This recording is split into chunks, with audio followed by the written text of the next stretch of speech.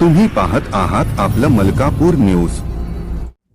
Sir, काल ते आदिवासी पट्ट्यातली वसाहती नावाची प्राथमिक आरोग्य केंद्र आहे, तिथे लाखोचा औषध साठा जाळण्याचा प्रकार झाला. काय प्रतिक्रिया आहे तुमची?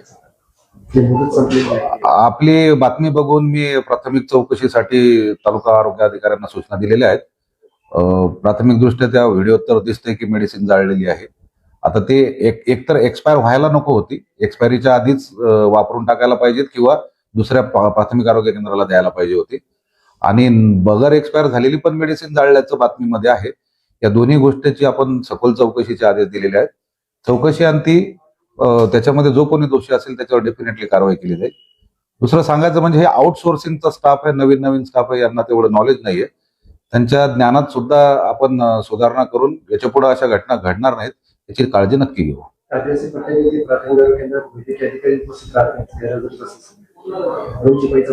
दोन्ही पण वैद्यकीय अधिकारी हे कंत्राटी आहेत, आउटसोर्सिंग याच्या तदर्थ मधले.